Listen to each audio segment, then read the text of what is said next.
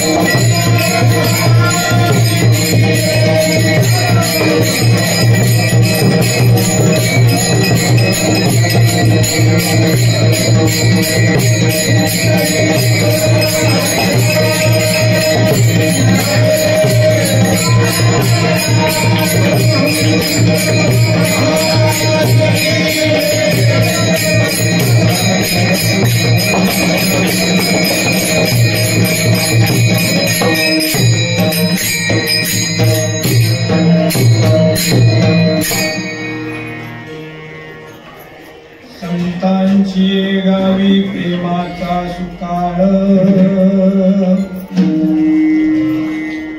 नाही तळमळ खरेश तेथे मी राहीन होनियाचत घाली तीन भीकतेची मद संतांची गावी भरो भांडवल अवघा विठ्ठल धनवित्त संतांचे भोजन अमृताचे पान करीती कीर्तन संताळ संतांचा उदीम उपदेशाची पेठ प्रेम सुख साठी घेती देती तेथे मी राहीन होनियाचत घडती अधिक तेची मद तुका म्हणे तेथे आणि कनाई परी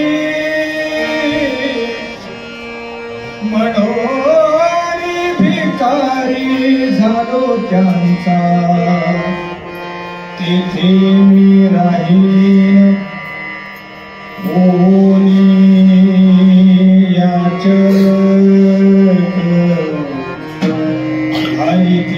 भीकतेची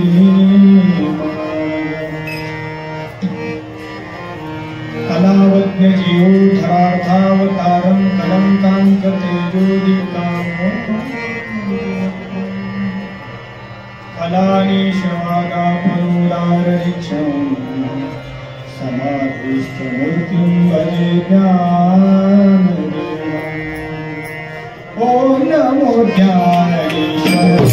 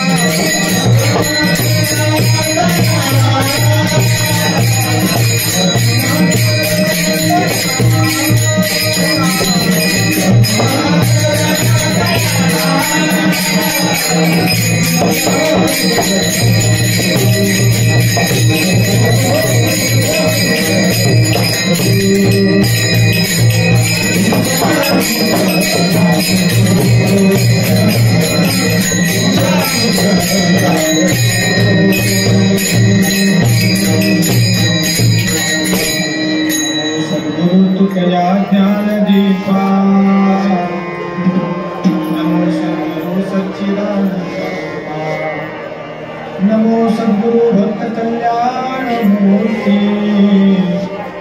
नमो सद्गुरु शरण शरण एकनाथा चरणी माथा टिल्ला नका पाहून पुरुष झालेला सकायाचा मस्तके पायावरी या वारकरी संतांच्या संतांची गावी प्रेमाचा सुकाळ नाही तळमळ क्लेश तेथे निराहीन होऊन याचक घालीतील भीपतेची मज प्राप्त चिंतन आपल्या समोर जो अभंग वाचून दाखवला हा अभंग तुषार दिनवत्सर सच्चिद आनंद स्वरूप सर्व हृदयस्थ विश्व संत श्रीमंत जगद्गुरु तुकाराम महाराजांचा या अभंगाच्या माध्यमातून संतांच्या ठिकाणी प्राप्त होणारं भक्ती प्रेम सुख त्यांच्या ठिकाणी असलेले अलौकिक गुण आणि त्यांच्या ठिकाणी माझी असलेली अनन्यता अशी सर्व विचार जगद्गुरु तुकाराम महाराज या अभंगाच्या माध्यमातून प्रगट करतात.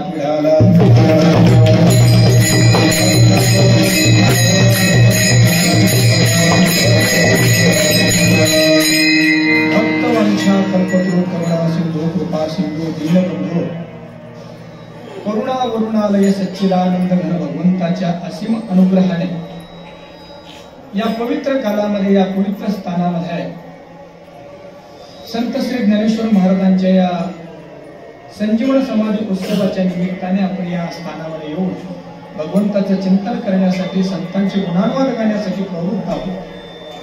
हा आपल्या जीवनातील परम भाग्याचा काळ आणि या काळामध्ये जाणारा प्रत्येक क्षण हा परम भाग्याचा.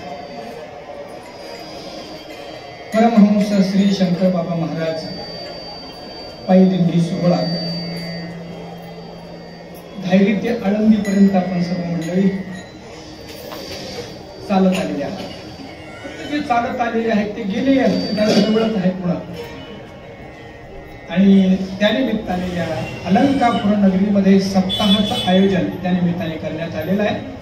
त्यातील या तृतीय दिवसाच्या कीर्तन रूपी सेवेसाठी 2 समय कीर्तन आहे, सकाळी आणि संध्याकाळी. तर या संध्याकाळच्या सत्रामध्ये आपण सर्वजण या ठिकाणी समुपस्थित झालो.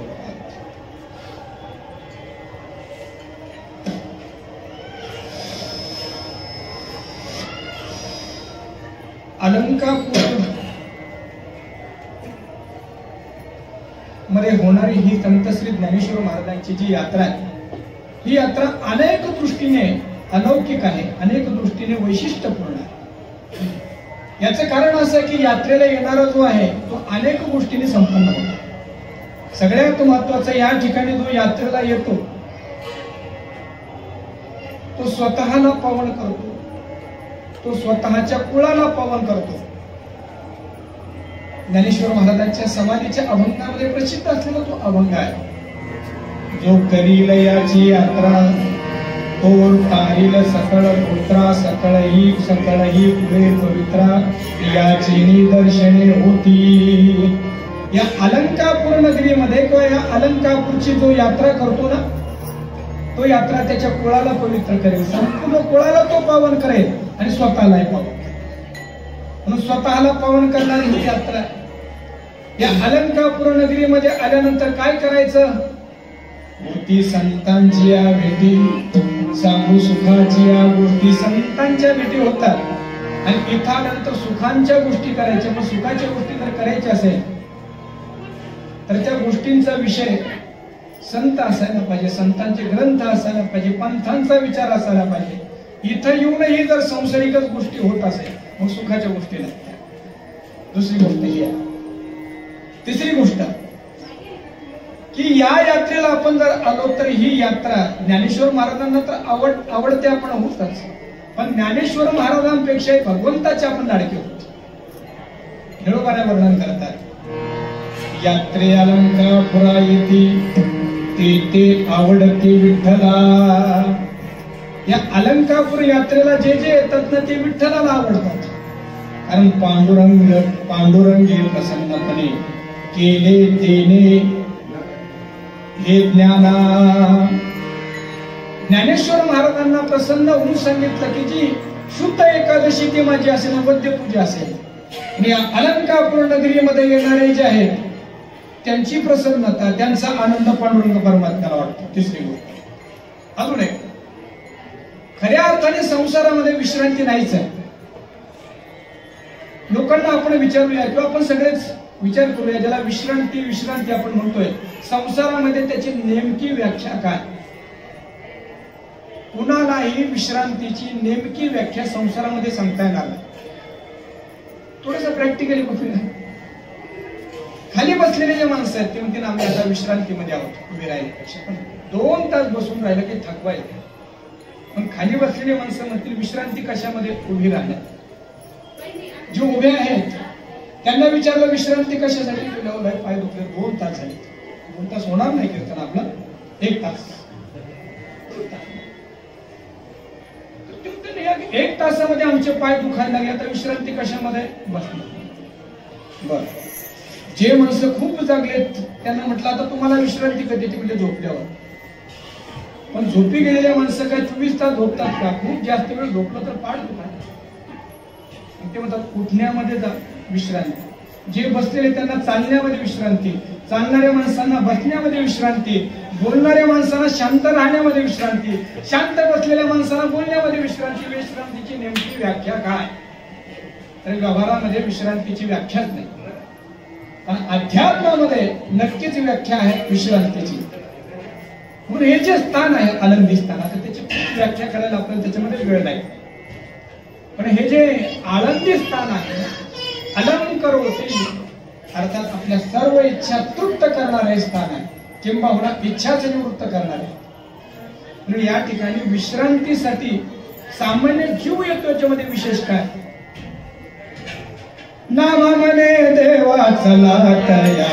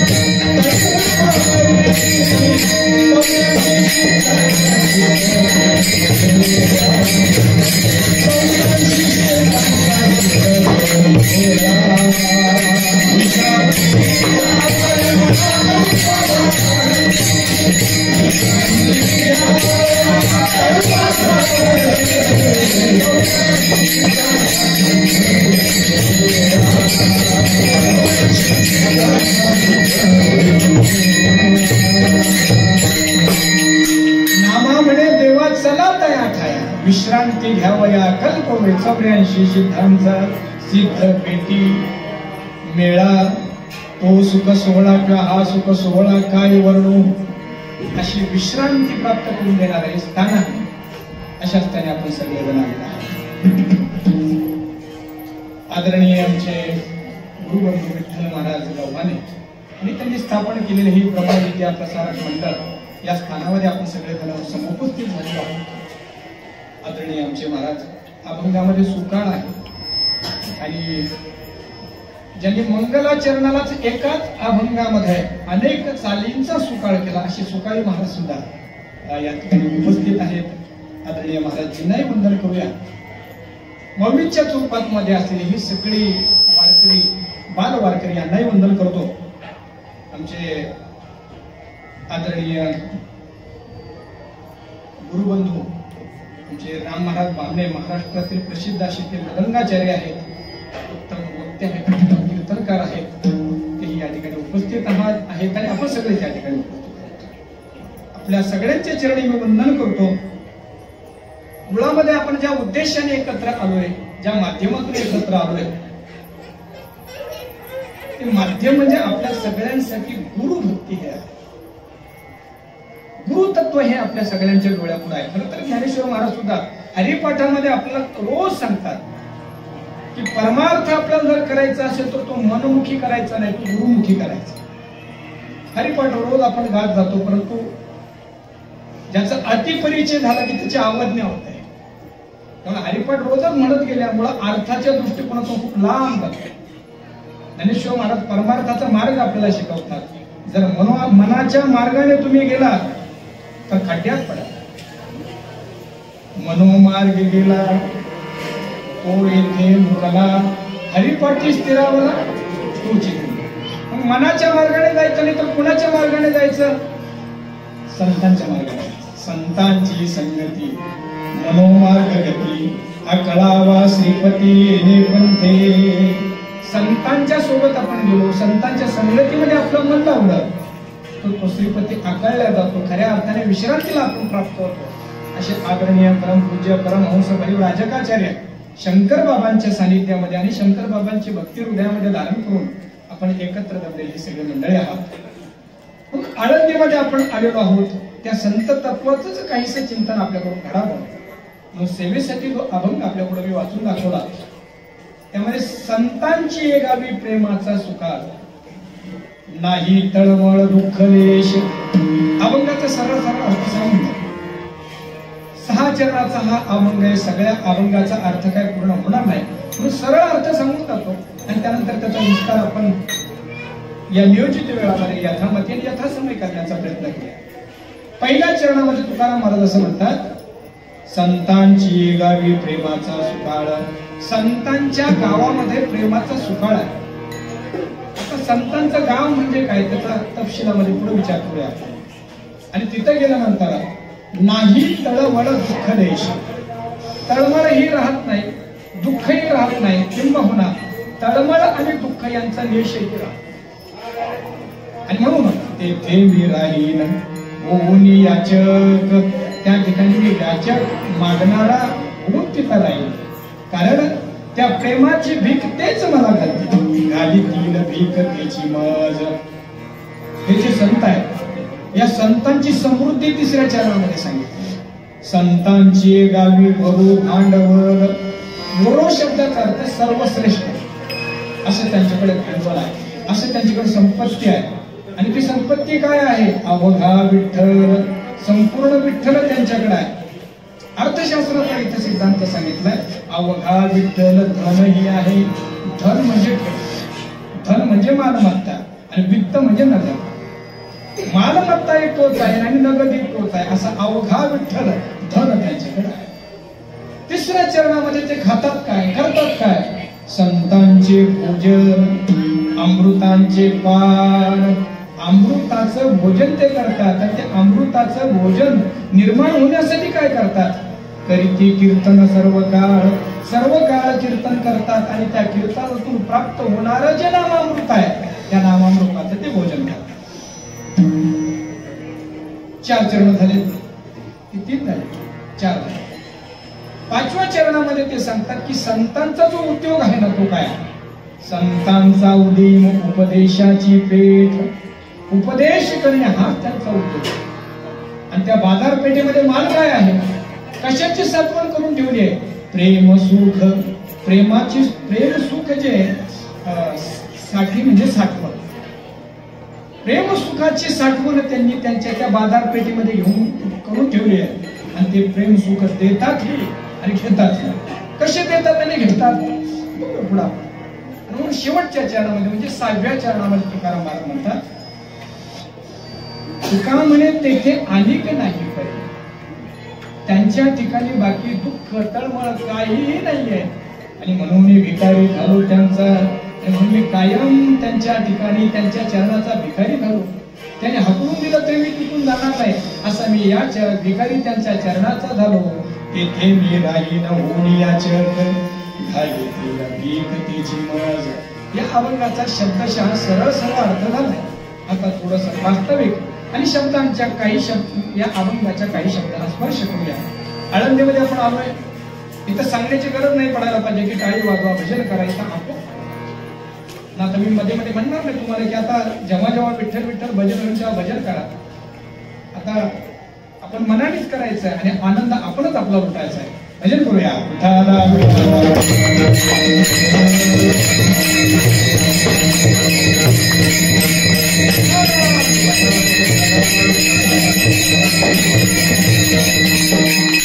राम महाराज अभंगाची वेगळी व्याख्या करायलाच नको, कारण 6 चरणाचा अभंग महाराज. आता सुरुवात करूया. अभंगाचा पहिला शब्द आलाय संत, आणि तुला सुरुवात करूया म्हणजे प्रास्ताविक आणि अभंग सोबतच आहे.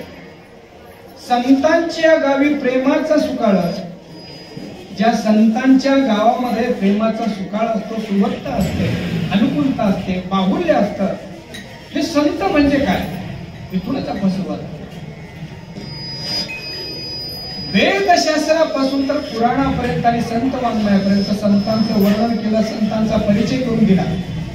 तो बारकाई नाही, पण हा परिचय करून देत असताना गणवेशाने करून दिला नाही तर गुणवेशाने करून दिला. जर खूप चांगलं ऐकलं तर लक्षात येईल बरं. हे सगळं संतांचं वर्णन, संतांचा परिचय हा गणवेशाने नाही. हे मुलांनो, गणवेश कळतं का तुम्हाला? कशाला म्हणतात ते गणवेश? त्याला इंग्लिश मध्ये काय म्हणतात? गणवेशाला युनिफॉर्म म्हणतात, त्याला इंग्लिश मध्ये युनिफॉर्म म्हणतात. आणि तो गणवेश असतो, विशिष्ट प्रकारचे कपडे, त्याला म्हणायचं गणवेश. तर संतांचं वर्णन जे केलं ते गणवेशाने केलं नाही तर कशाने केलं? गुणवेशाने. शास्त्रामध्ये आपण साधू कशाला म्हणतात, संत कशाला म्हणतात याचं वर्णन पाहायला जर गेलो, संतांचं वर्णन आपण करतोय आणि संतांची मांदियाळीची या ठिकाणी उपस्थित झालेली आहे. आदरणीय आमचे संदीपजी महाराज आणि हे सगळेच डॉक्टर महाराजांच्या सानिध्यामध्ये चातकाप्रमाणे वेदांताचं श्रवण करणारी ही सगळी मंडळी या ठिकाणी उपस्थित आहेत. या सगळ्यांना वंदन करून यांच्याच सानिध्यामध्ये आपण या अभंगाचं चिंतन पुढे करूया.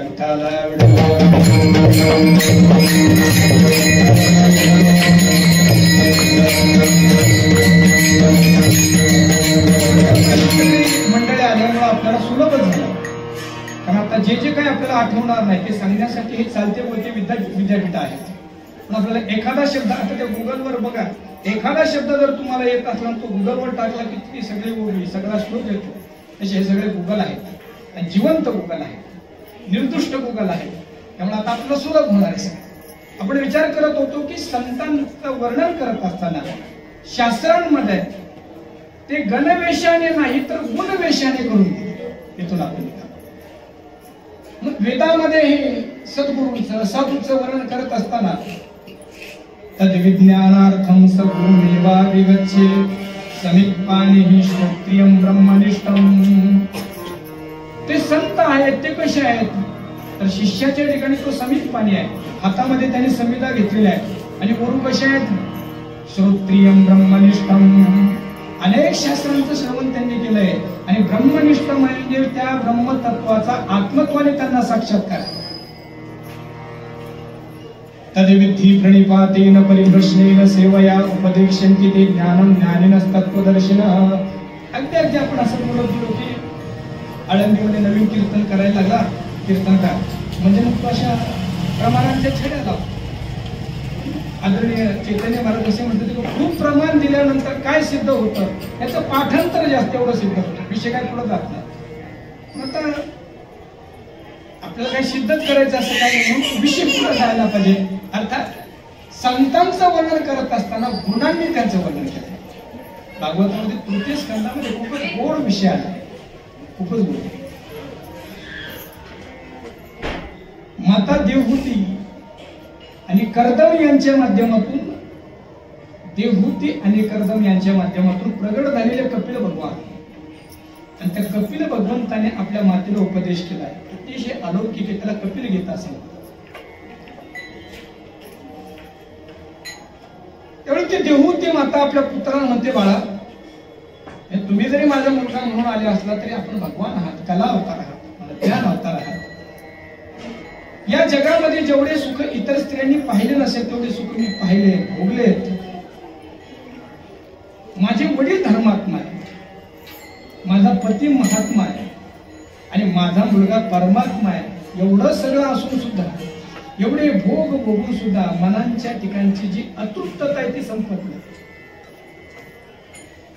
हे इंद्रिय आकर्षित करतात, विषयांकडे धावतात. या इंद्रियांना आपल्या ताब्यामध्ये आणण्यासाठी काय करायला पाहिजे, हे मन भगवंताकडे लावण्यासाठी काय करायला पाहिजे. तिथं पण श्लोक आला बरं का, मन एव मनुष्यानाम कारणम मन मोक्षयो, तिथं पण श्लोक.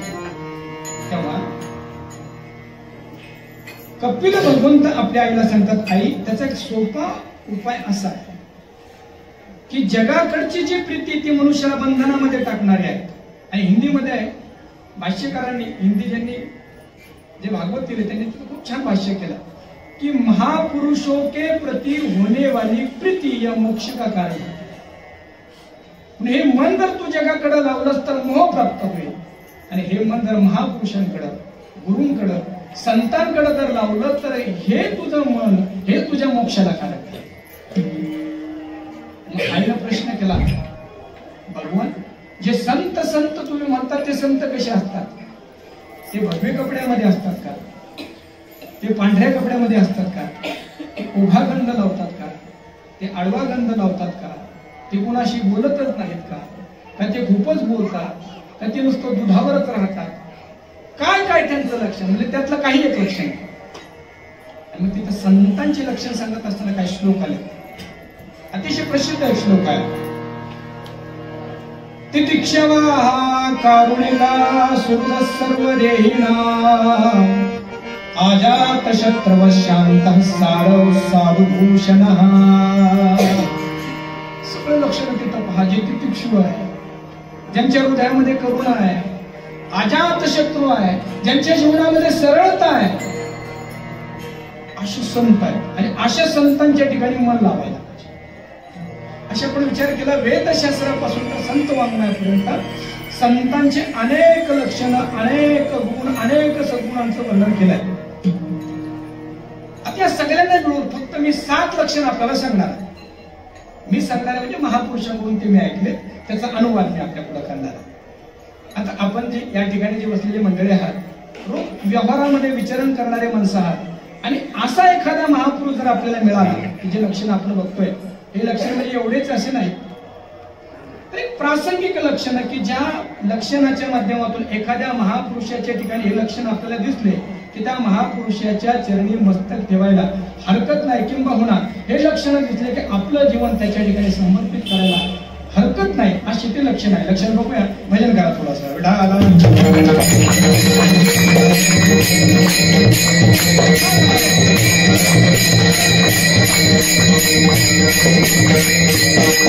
ही 7 लक्षणे मी आपल्याला सांगणार आहे, ती कठीण नाहीये. ती लक्षणं माझी इच्छा अशी आहे की ती आपल्याला दिसावीत, ते आपल्या आजूबाजूला असावेत, आणि सर्व काळामध्ये प्रासंगिक असलेली अशी लक्षणं आपण बघूया. 7 लक्षणाचा विस्तार थोडासा आपण करूया. पहिलं लक्षण आहे शांती. दुसरं त्यांच्या ठिकाणचं लक्षण आहे कुलीनता. तिसरी लक्षण विढाला विढाला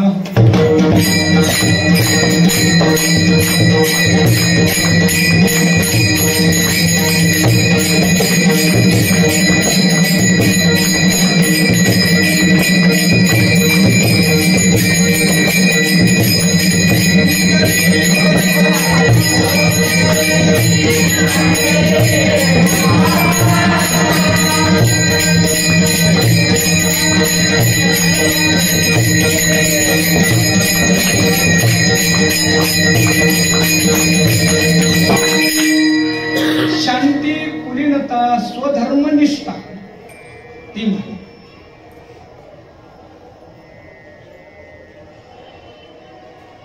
चौथं लक्षण त्यांचं सांगितलंय विठाला विठाला.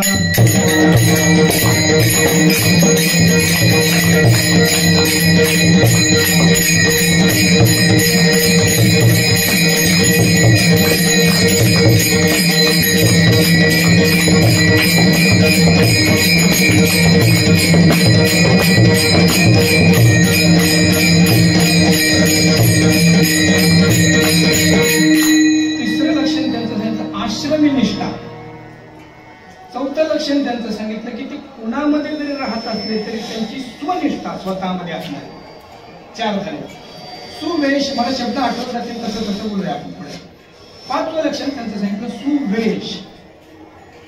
सहावं लक्षण त्यांचं सांगितलंय दृष्टीची निर्मलता. आणि सातवं लक्षण त्यांचं सांगितलं मितभाषी. यांचं वर्णन आपण यथाक्रम करूया. विठाला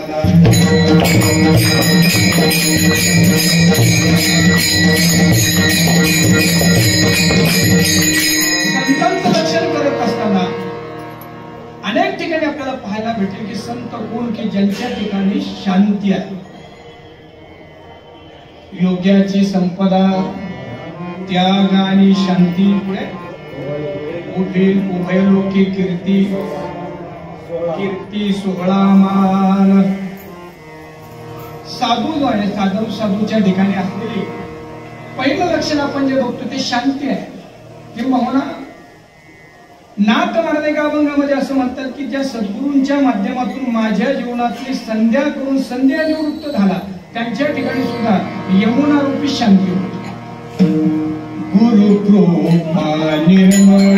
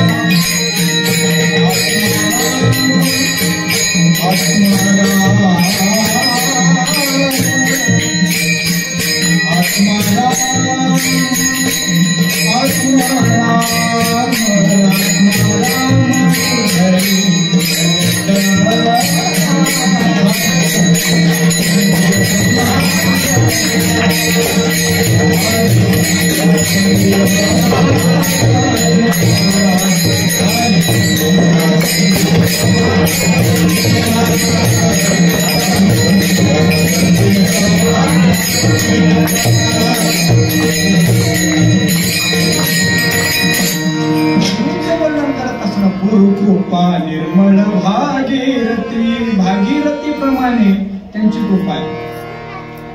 शांती क्षमा यमुना सरस्वती. शांती हीच कोणी त्यांच्या ठिकाणी असलेली यमुना आहे. अर्थात ज्यांच्या ठिकाणी शांती आहे ही संतांचं पहिलं लक्षण आपण. पण या शांतीमध्ये दोन प्रकार करूया आपण एकदम प्रासंगिक. एक स्वरूप शांती, एक सहज शांती आणि उदांबिक शांती. बऱ्याच वेळा एक सहज शांती असते, आतुरत असलेली शांती. पण काही वेळ जी शांती ती ओढून ताणून आणलेली असते. मग ओढून ताणून आणलेली शांती जी आहे ना ती जास्त काळ टिकत नाही.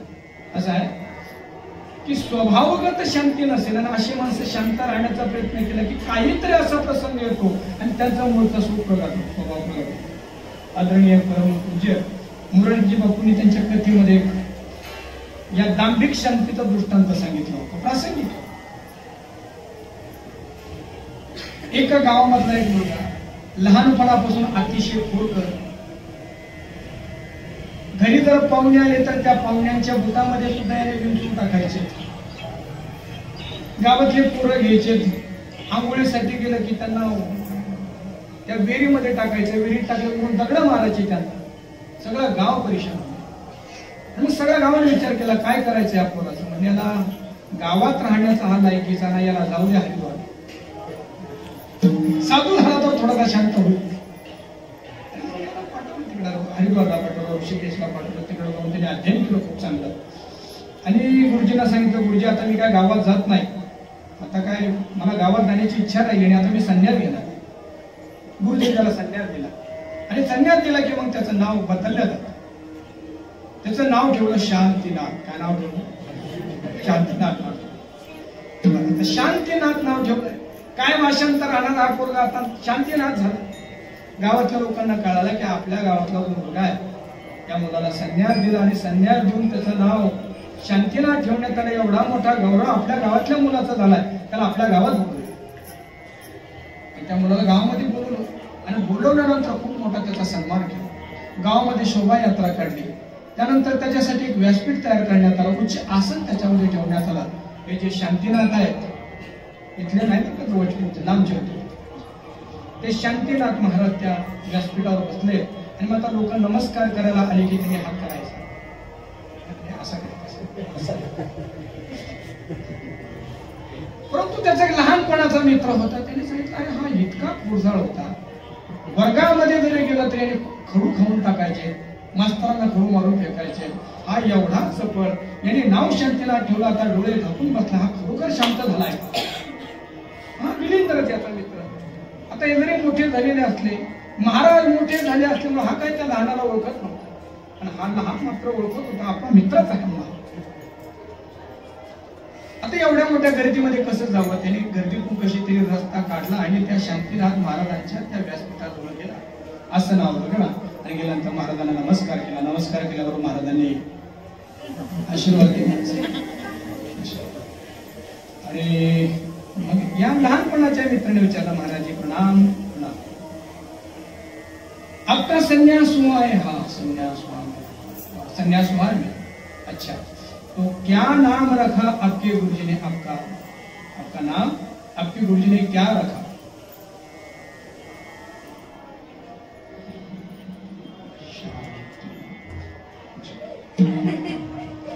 अच्छा आपका नाम जरा धीरे से आपने सुनाया, जरा मुझे सुनाई नहीं दिया. क्या नाम आपका?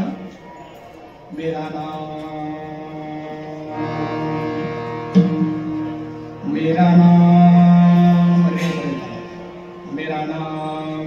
मेरा नाम शांतिनाथ. शांतिनाथ क्या कुछ सुनाई? नाथ ना सुनाई दिया, कुछ आगे का नहीं सुनाई दिया. मेरा नाम सारे मेरा नाम शांतिनाथ. अच्छा थोड़ा सा सुनाई दे लेकिन कुछ बाकी रह गया थोड़ा सा. क्या नाम आपका? मेरा नाम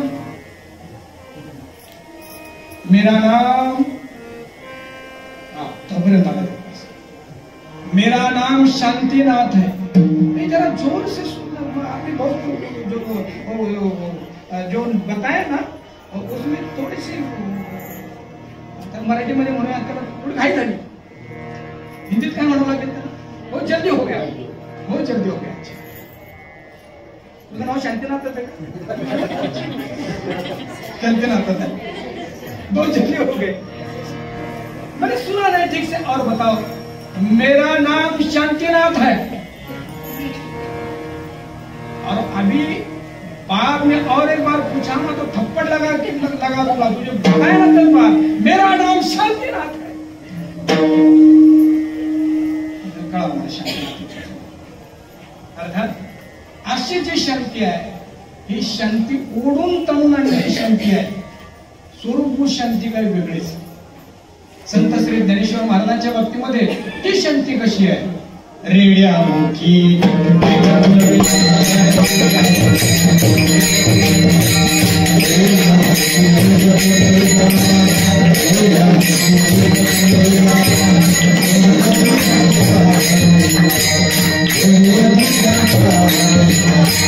शांती रूपे भाग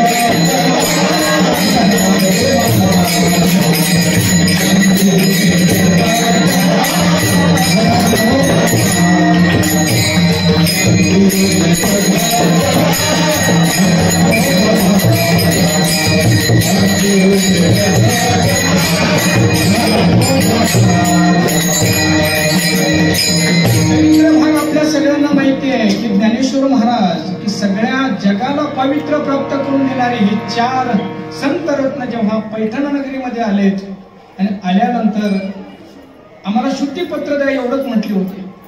आमच्या वडिलांनी आम्हाला शुद्धीपत्र प्राप्त करून देण्यासाठी, आमचं उपनयन संस्कार होण्यासाठी, मुंज होण्यासाठी देहांत प्रायश्चित्त घेतलंय. आता आम्हाला तुम्ही शुद्धीपत्र द्या. तिथं आल्यानंतर चरित्र बघा आपल्या सगळ्यांना माहिती आहे.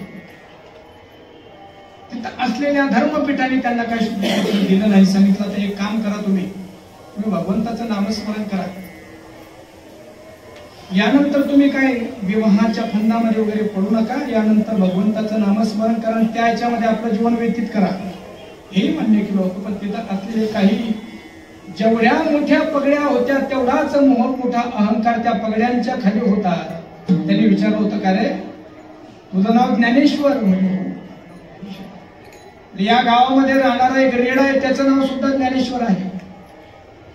ते बरोबर आहे. ते तत्व सगळ्यांमध्ये ओतप्रोत आहे. बर, आम्हाला समजून सांगतो.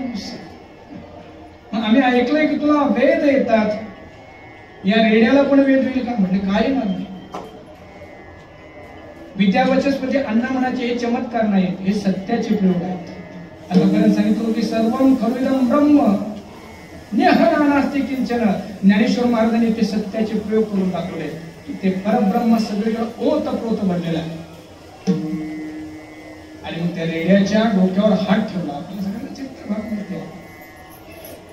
ओम अग्निमिळे पुरोहितम. आणि मग तो रेडा वेद बोलायला लागला. वेद बोलायला लागल्यानंतर त्यांनी पाहिलं की आपल्या वयांमध्ये लिहिलेलं बरंच चुकीचं आहे, की आपण आता बरोबर करून घ्या. रेड्यामुखी वेद बोलाविला, गर्वद्विजाचा हरविला, शांती रूपे प्रकटला, ज्ञानोबा माझा. पण आपली शांती काही होऊ दिली नाही. ही स्वरूप शांती आहे. संतांच्या ठिकाणी दुसरं लक्षण आपण बघूया, कुलीनता. कुलीनता म्हणजे काय? की परमार्थ हा कुलाने यायला पाहिजे. परमार्थ हा परंपरेने यायला पाहिजे. बघा खूप छान प्रॅक्टिकल आहे. मनुष्य नवीन नवीन परमार्थाला लागलाय की त्या परमार्थ करणाऱ्या मनुष्याचं कौतुकच आहे. पण असा नव्यानेच परमार्थाला लागलेला, ज्याच्या रक्तामध्ये, ज्याच्या परंपरेनं परमार्थ आलेला नाहीये, अशा माणसांना परमार्थ करणं तसं कठीणच. त्या तलवारीच्या धारेवर चालण्याप्रमाणे. त्याचं कारण असं की परमार्थ तर कळायला लागतो, परंतु पूर्वसंस्कार काही सोडत नाही. तुकाराम महाराजांनी आपला अनुवाद केलाय का अभंगात. माझे मज कळ एतिया गुण, काय करू मन अनावर. परमार्थामध्ये आल्यानंतर आपले अवगुण काढायला लागतात. पण अवगुण काढायला जरी लागले तरी समस्या काही निर्माण होतात. वाचावदे परी करणे कठीण. परमार्थाच्या गप्पा आपण मारायला लागतो, पण इंद्रियांवर झालेले पूर्वीचे संस्कार त्याला काही परमार्थ योग्य प्रकारे करू देत नाही. महाराज किती पुरुष होतात. वाचावदे परी करणे कठीण, इंद्रियाधीन झालो देवा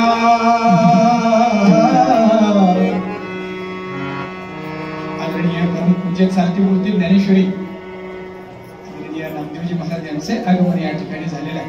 त्यांच्या चरणी वंदन करूया. विठाला विठाला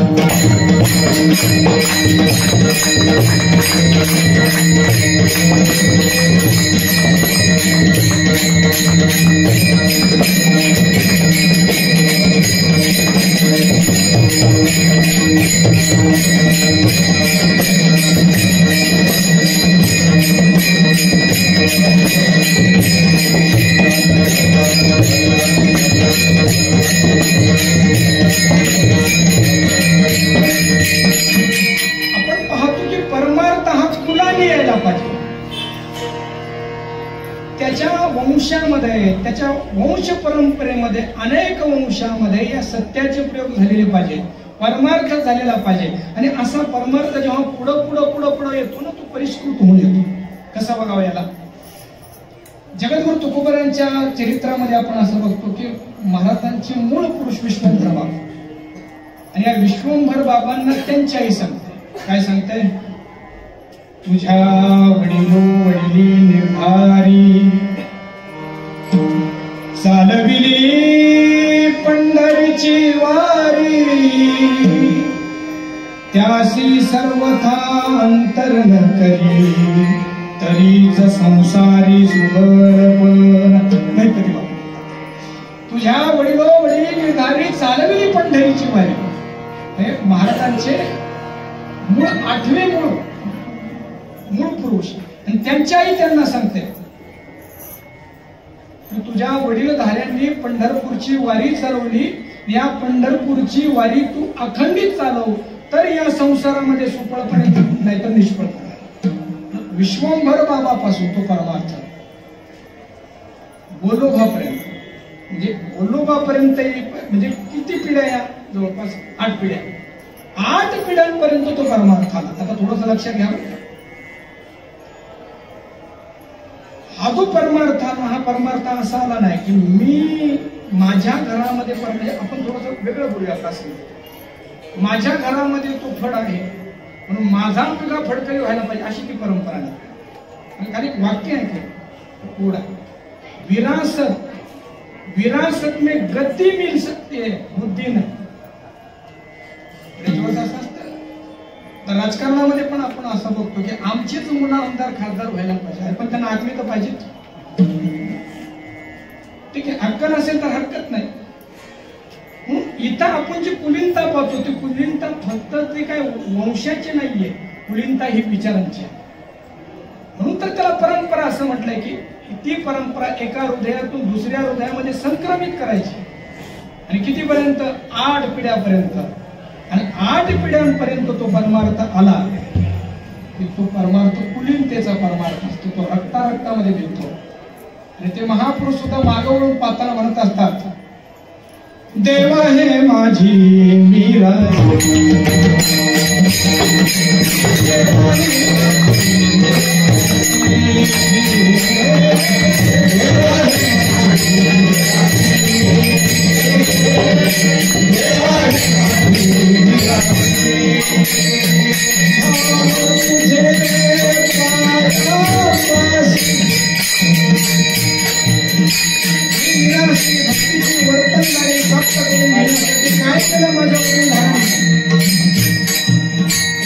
माझ्या वडिलांची निराशी देवा, तुझी चरण सेवा पांडुरंगा.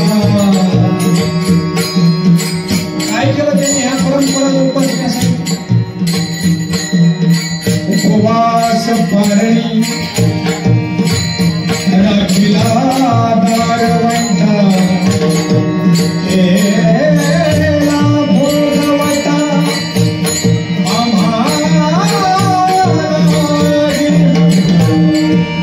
आम्हाला जे मिळाले ना त्याचं काय करणार? याचा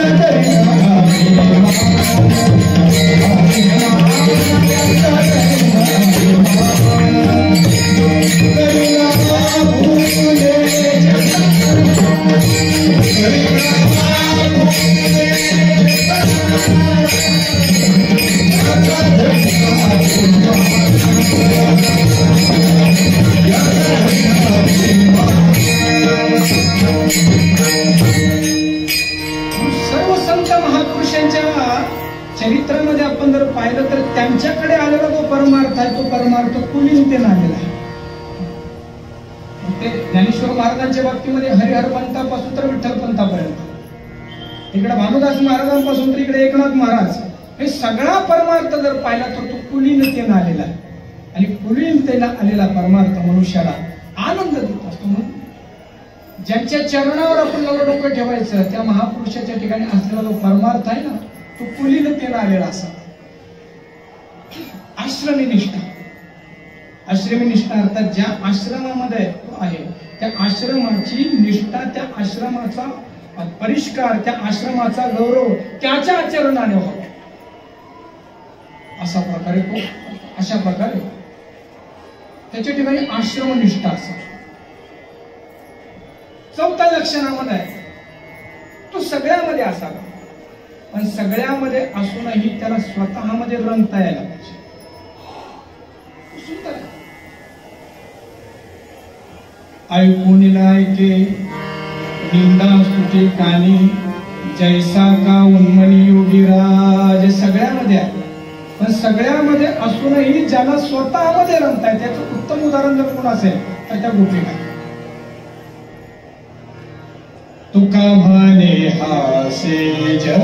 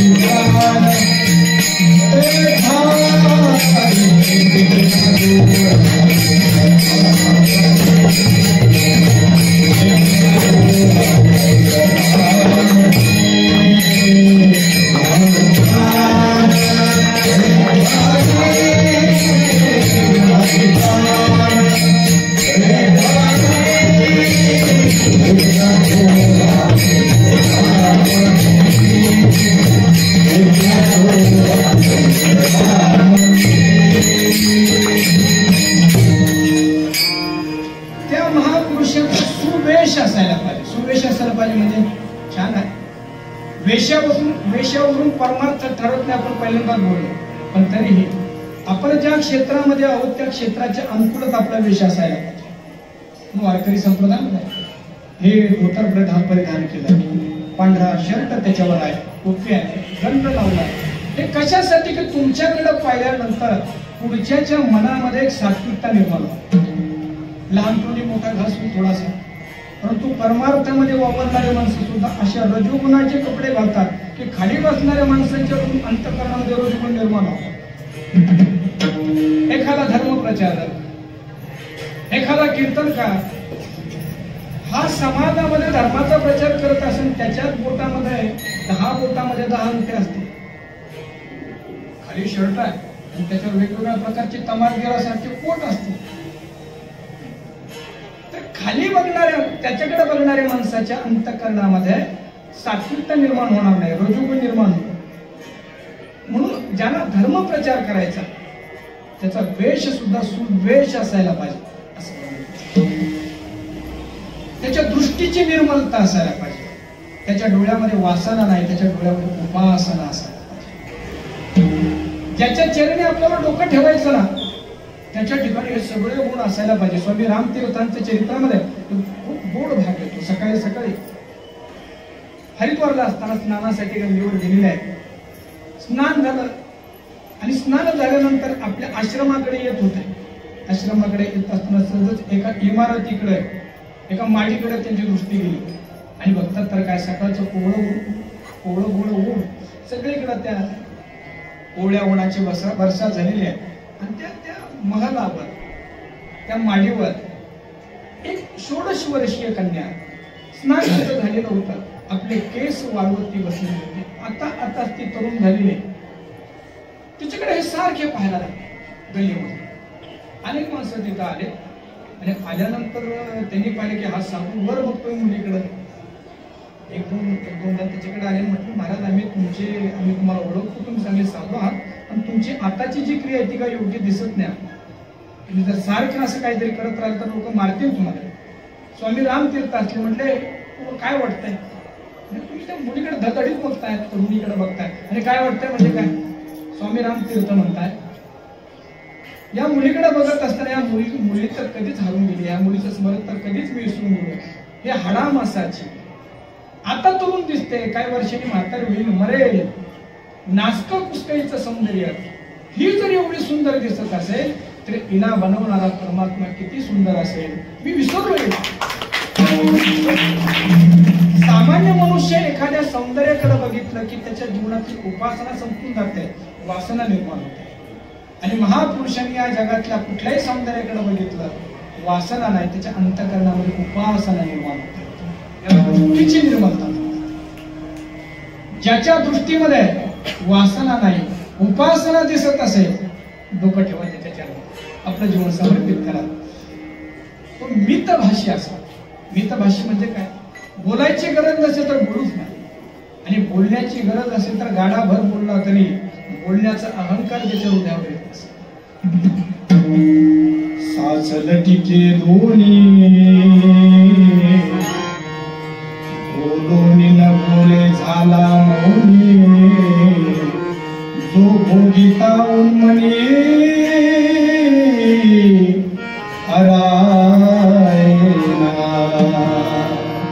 असा जो मितभाषी असेल, ज्याच्या अंतःकरण ज्याची दृष्टीची निर्मलता प्राप्त झाली असेल, ज्याचा सुवेश असेल, जो सगळ्यामध्ये राहून सुद्धा स्वतःमध्ये स्थिर असेल, ज्याचा परमार्थ पूर्णतेला आलेला असेल आणि ज्यांच्या ठिकाणी स्वभावता शांती आलेली असेल. महाराज म्हणतात संतांची गावी. असा जो संत आहे या संतांची गावी प्रेमाचा सुकाळ. 10 मिनिटं राहिले. आता या संतांची या गावी प्रेमाचा सुकाळ. संतांचं गाव म्हणजे काय आणि त्यांच्या गावामध्ये प्रेमाचा सुकाळ असतो. आमच्याकडे कायम दुष्काळच. याचं काय कारण? राहिलेल्या ते होणार नाही तसं, पण आपण राहिलेल्या 5-10 मिनिटांमध्ये तो विचार करूया. वारकरी संप्रदायाच्या नियमाने म्हटलं भजन घेऊया आपण आणि त्यानंतर एक 5 ते 7 मिनिटांमध्ये या पहिल्याच चरणाचा थोडासा विचार आपण करूया. सगळ्यांनी वर हात करूया. आपण मेडिटेशन पण होईल थोडंसं आणि भजन पण. त्याच्याकडे बार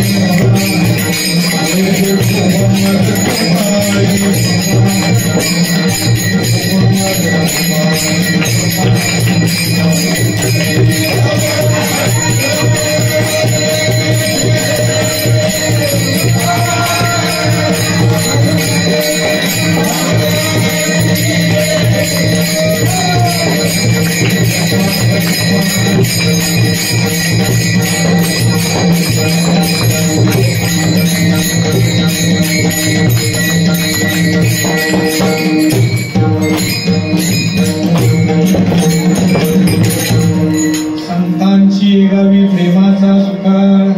या संतांच्या गावामध्ये प्रेमाचा सुकाळ असतो. या संतांच्या गावी शब्दाचा अर्थ नेमकं काय? सरळ सरळ त्याचा स्थूल मानाने अर्थ आपण संतांच्या गावी म्हणजे संतांच्या गावीच. गाव म्हणजे काय? अनेक घरं एकत्र मिळून बनलेलं जे स्थान आहे त्याचं नाव गाव. संतांच्या गावामध्ये जिथे संत राहतात तिथे प्रेमाचा सुकाळ असतो स्थूल मानाने. पण पण मनामध्ये असाही विचार आहे. हिंदू धर्मामध्ये एक विशेष आहे की आपल्या मनामध्ये जर एखादी जिज्ञासा प्रश्न निर्माण झाला तर आपण विचारू शकतात. इतर धर्मामध्ये ते विचारू शकत नाही. आपल्याला तिथं फटवे काढतात. आणि आमचे हिंदूंचे सगळे जे ग्रंथ आहेत ते संवादातून निर्माण झाले, गुरु शिष्यांच्या प्रश्नोत्तरातून निर्माण झाले. म्हणून आपल्याला सहजच विचार येऊन जाईल. सहजच तुम्ही म्हणतात की संतांच्या गावामध्ये प्रेमाचा सुकाळ. आळंदी हे संतांचंच गाव आहे. अन्य संत जिथं जन्माला आले ते संतांचेच गाव आहे. अभंगामध्ये तर जगद्गुरु तुकाराम महाराजांनी संतांच्या गावामध्ये प्रेमाचा सुकाळ असतो. पण आम्हाला प्रॅक्टिकली आता तर सुकाळ नाही, दुष्काळच पाहायला मिळतो. साधारणतः असा विचार म्हणत येणार ना, बरोबर आहे. पण तुकाराम महाराज म्हणतात की तेव्हा ते संतांचे गाव होते. आता आळंदीमध्ये आपण येतात ना, तर आळंदी देवाची फक्त आता नावाला राहील. भविष्यामध्ये खरं असं जर लिहिलं तर संयुक्ती ठरेल. आळंदी लग्नाची, आळंदी डिजेची, थोडस माफी मागून बोलतो, आळंदी गुंडांची. संतांच्या गावी प्रेमाचा सुकाळ म्हणत असताना खऱ्या अर्थाने संतांच्या प्राधान्याने जर ते असेल तर प्रेमाचा सुकाळाचा. आता तर पुढे जाऊया, अजून सूक्ष्म करूया. संतांच्या गावी म्हणत असताना आपल्याला पसायदानमध्ये जाईल.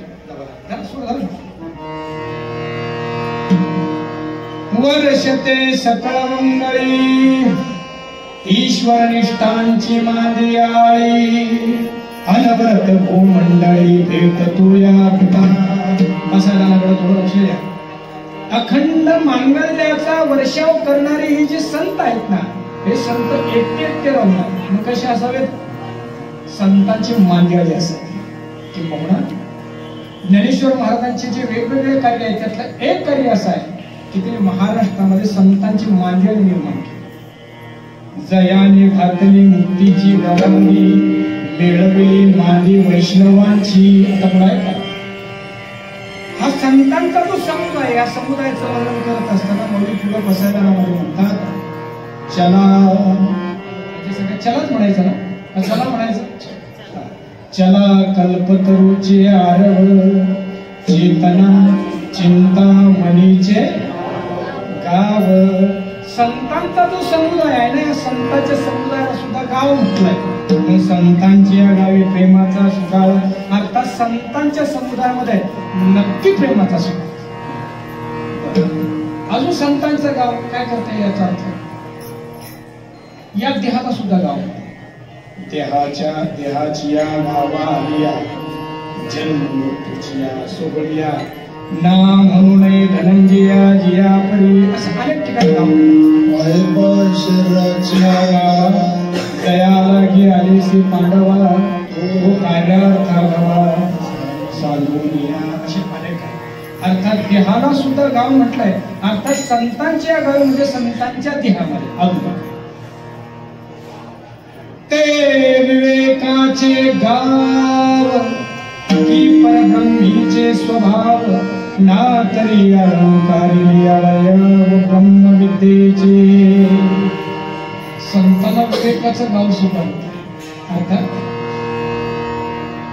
गावामध्ये अनेक घरे जशी राहतात तसा इतका विशाल विवेक त्यांच्या ठिकाणी म्हणते ते विवेकाचं गाव आहे. संत हे विवेकाचं गाव आहे.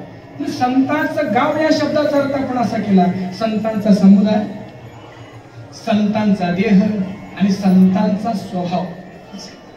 संतांच्या स्वभावामध्ये, संतांच्या समुदायामध्ये, संतांच्या गावांमध्ये, संतांच्या मांदियाळीमध्ये संतांची गावी प्रेमाचा सुकाळ. 5 मिनिटं संतांची गावी प्रेमाचा सुकाळ. संतांच्या गावामध्ये प्रेमाची सुवत्तता असते, सुकाळ असतो, अनुकूलता असते, प्राबल्य असतो. आता हे प्रेम, प्रेम म्हणजे तरी काय? व्यवहारामध्ये प्रेम लोकांना कळणार नाही. हे प्रेम जर आपल्याला कळून घ्यायचं असेल तर नारद महर्षींना विचारावं.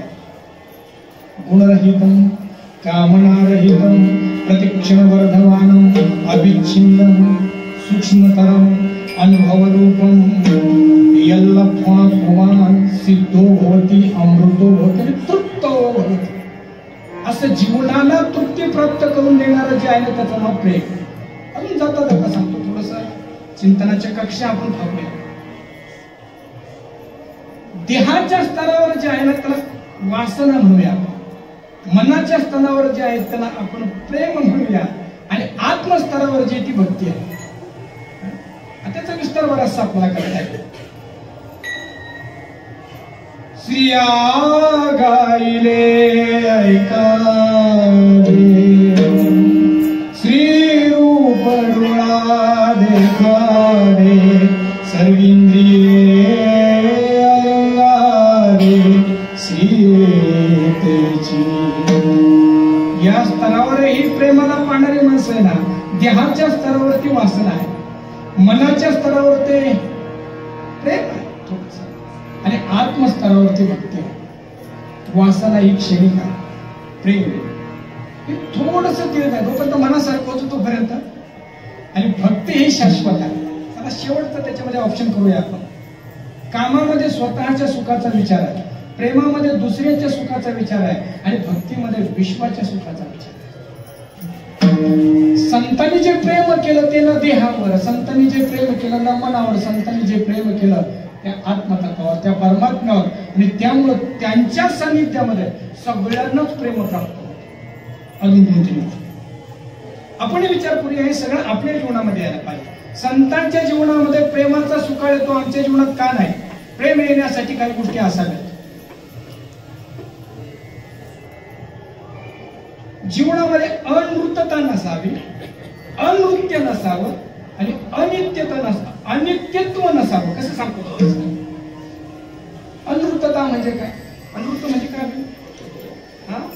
मोठे म्हणतात मनुष्याच्या जीवनामध्ये जर प्रेम निर्माण व्हायचं असेल तर खोटा मनुष्याला व्यवहारामध्ये प्रेम करू शकत ना, अध्यात्मामध्ये. म्हणून खोटारडे जे माणसं आहेत ना आपल्या अवतीभोवती व्यवहारामध्ये जरी असेल तर असे खोटारडे माणसाला कुणावरच कधीच प्रेम करत नाही, फक्त फोटो ठेवतात. तुमचाच फोटो बघा आमच्या, पण प्रेम कुणावरच करत. जीवनामध्ये असत्यता आली रे आली, प्रेम संपलं. अनेक पुराणांचे दाखले आपल्याला देता येईल.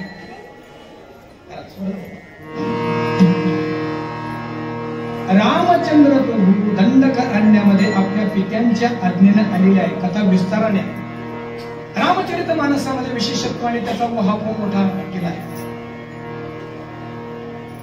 आणि अगस्त्य ऋषींच्या आश्रमातून सती आणि भगवान शंकर रामकथा ऐकून आलेले होते.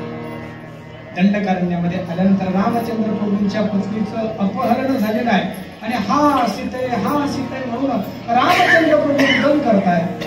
शंकर भगवंताने रामचंद्र प्रभूकडे पाहिल्यानंतर म्हटले, वा सच्चिदानंद प्रभू, काय तुमची लीला?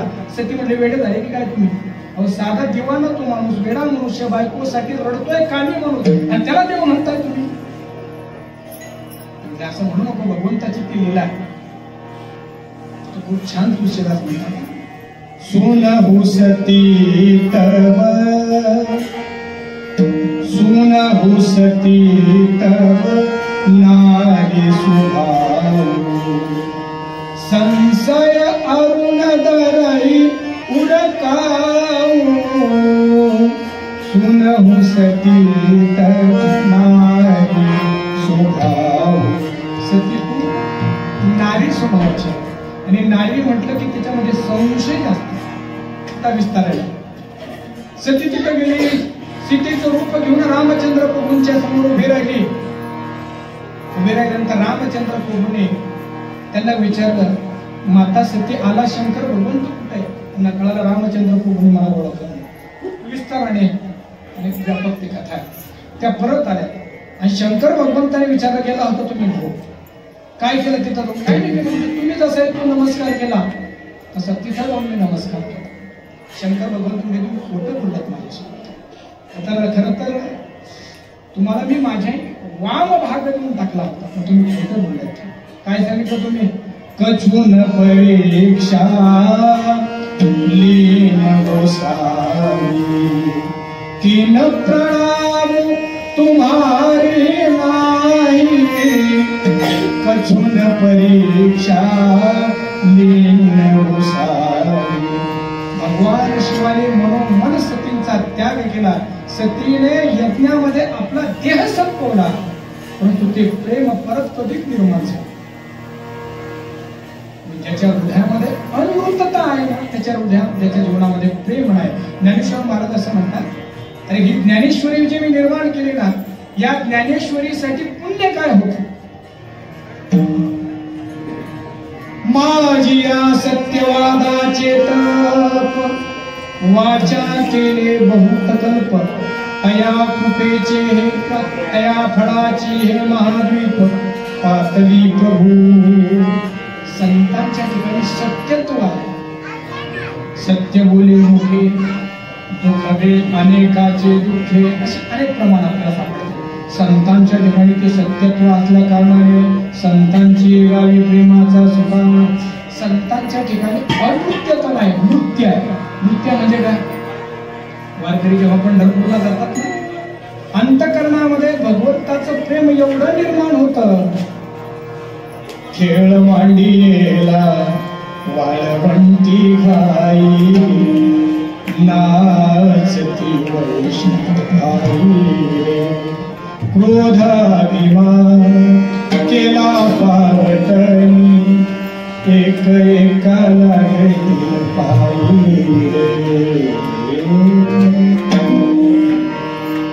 संतांच्या या सगळ्या साधन प्रणालीमध्ये नृत्य पण आहे. गायनाचे उडे बोलिया छंदमानाच्या आनंद आवडी. एका हृदयामध्ये प्रेम निर्माण झालं. पग भूग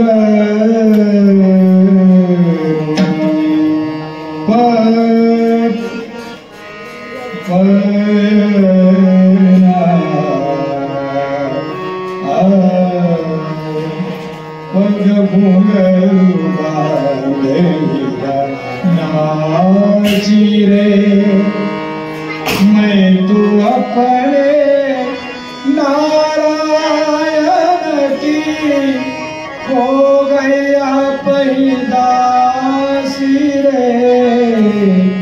पग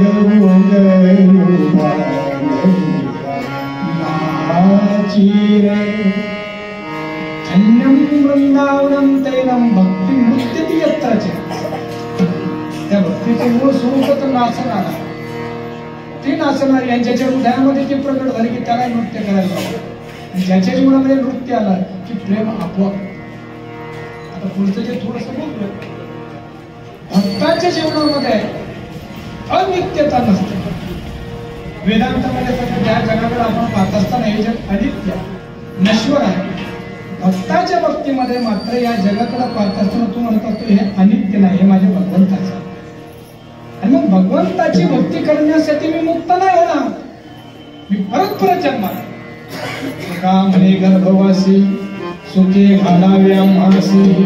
भागवतामध्ये ब्रह्मगीताचा सुंदर असा प्रसंग. उद्धवजी बृहस्पतीचे शिष्य आहेत. श्रीकृष्ण भगवंताचे सखा आहेत, ब्रह्मज्ञानी आहेत. आणि हे आले होते गोकुळामध्ये, वृंदावनामध्ये आले. आणि वृंदावनामध्ये आल्यानंतर गोपीसोबत त्यांचा संवाद झाला. आणि संवाद झाल्यानंतर ते भगवंताला प्रार्थना करतात, मला थोडस मदत करा. ते भगवंताला प्रार्थना करतात. काय प्रार्थना करतात? आसाम हो चंद्रेणुजुषंस्या वृंदावने किमपि गुल्मलतोषधीना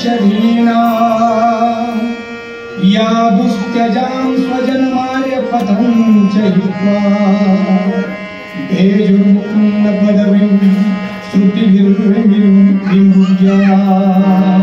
देवा, पुढचा जन्म मला या वृंदावनामध्ये दे, मला मुक्त करू नको. आणि इतर या वृंदावनामध्ये एखादं झुडू, एखादी वेली, एखादी वनस्पती म्हणून मला जन्माला तू घाल. आणि इथं जन्माला यासाठी घाल की ज्या गोपींनी लौकिक पारलौकिक या दोन्ही मार्गाचं त्याग करून श्रुती सुद्धा ज्या भगवंताला नेती म्हणून ओळखू शकत नाही त्या परमात्म्याला यांनी खेळायला लावला. त्या गोपींचे चरण रेणू माझ्या डोक्यावर पडावेत म्हणून मला इथं तू जन्माला काय. भक्ताच्या बाबतीमध्ये अनित्यतेचा विचार नसतो, त्याच्या बाबतीमध्ये हे सगळं माझ्या भगवंताचं आहे, मग परत परत मी जन्माला येईल. म्हणून ज्याच्या हृदयामध्ये भगवंताची भक्ती अशी नित्याने करण्याची वृत्ती आहे, त्याच्याही जीवनामध्ये संतांची गावी प्रेमाचा सुकाळ. ज्याच्या अंतःकरणामध्ये नामस्मरण आहे, ज्याच्या जीवनामध्ये नामस्मरण आहे, नामस्मरण करण्याच्या हृदयामध्ये प्रेमाचा सुकाळ असतो. सगळे संत नामधारक आहे. ज्याच्या जीवनामध्ये भगवंताचा विरह आहे ना, विरह ज्याच्या अंतःकरणामध्ये आहे, त्याच्या हृदयामध्ये प्रेमाचा सुकाळ असतो. संतांची गावी प्रेमाचा सुकाळ. आणि शेवटचा ऑप्शन संतांच्या संगतीमध्ये प्रेमाचा सुकाळ असतो. संत संग सर्व काळ अखंड प्रेमाचा कल्लोळ. संतांची गावी प्रेमाचा सुकाळ. आणि तेवढं चरण लावूया. नाही तळमळ दुःखलेश. हे सगळे अभंग संत वाङ्मयामध्ये प्रत्येक जो शब्द तुटून घेतलेले मोठी जैसे असे. नाही तळमळ दुःखलेश, दोन शब्द वापरले. तळमळ पण नाही, दुःख पण नाही, आणि त्याचा अंश सुद्धा उरत नाही, लेश उरत नाही. आता सहज विचार असा आपल्याला निर्माण होतो की तळमळ म्हणजे नेमकं काय आणि दुःख म्हणजे काय. चिंता म्हणजे जे माझ्या समोर गेलंय, तळमळ म्हणजे भविष्याची जी चिंता आहे त्याचं नाव तळमळ. आणि गत काळाच्या ज्या स्मृती, त्या स्मृतीतून जे निर्माण होतं त्याचं नाव दुःख आहे. सर्वसामान्य मनुष्य एकतर दुःखामध्ये राहतो तर तळमळीमध्ये राहतो. कसं होईल काय? तळमळ तळमळ तळमळ. भविष्य काळाची जी चिंता असते त्याला तळमळ म्हणतात. आणि गत काळामध्ये घडून गेलेल्या ज्या काही चांगल्या बऱ्या वाईट गोष्टी आहेत, त्या दोन्ही गोष्टी माणसाला रडवत असतात गत काळाच्या स्मृती. म्हणून गत काळाच्या ज्या स्मृती ते जे अंतःकरणामध्ये निर्माण करतं ते दुःख आहे. आणि भविष्य काळामध्ये असलेली जी चिंता आहे ती तळमळ निर्माण करते. संतांच्या संगतीमध्ये तळमळही राहत नाही, अर्थात भविष्याची चिंता राहत नाही, आणि गत काळाचं दुःख राहत नाही. का बरं? संतांच्या सानिध्यामध्ये प्रेमाचा सुकाळ आहे. म्हणजे अर्थात संतांच्या सानिध्यामध्ये मला ते प्रेम भक्ती, प्रेम सुख प्राप्त झालं. आणि नारद महर्षी असं म्हणतात की ज्याला ते प्रेम प्राप्त होताना त्याचं स्वरूप कसं आहे? न किंचित वांछती. वांछती म्हणजे तो भविष्यामध्ये काहीची इच्छाच करत नाही, आणि न शोचते, आणि भूतकाळाचा शोक करत नाही, आणि त्याच्यामुळे न द्वेषी, त्याच्यामुळे तो द्वेषही करत नाही. म्हणून नाही तळमळ दुःखलेश. आणि म्हणून मी तिथं राहील तेथे मी राहीन ओनियाचक घालतील भीक तेची मज. ती प्रेमाची भीक घालण्याची दान फक्त त्यांच्यामध्ये आहे, आणि म्हणून मी याचक म्हणून तिथं राहील. संतांची गावी वरू भांडवल. सर्वश्रेष्ठ भांडवल त्यांच्याकडे आहे. काय? अवघा विठ्ठल. अवघा विठ्ठल म्हणत असताना ओम पूर्णमदः पूर्णमिदं पूर्णात् पूर्णमुदच्यते पूर्णस्य पूर्णमादाय पूर्णमेवावशिष्यते. असं त्यांच्याकडे ते धन आहे. जोडीले हे नसले धन किंवा धुनाट जुगादीचे नाही, बहुत काळाचे ठेवणे, असं त्यांच्याकडे धन आहे. अवघा विठ्ठल धननित्य. सरळ अर्थ आपण पाहिलेला आहे. विठ्ठल संतांचे भोजन अमृताचे पान करीते कीर्तन सर्व काळ कीर्तन करतात, आणि त्याच्यातून नामामृताचं भोजन त्यांना प्राप्त होतं. संतांचा जो उद्यम आहे, उद्योग आहे, ती उपदेशाची पेट आहे. आणि सुख दुःखाच्या प्रेम सुखाची लय लुट ते करतात. शेवटच्या चरणामध्ये महाराज म्हणतात, तुका म्हणे तेथे अनेक नाही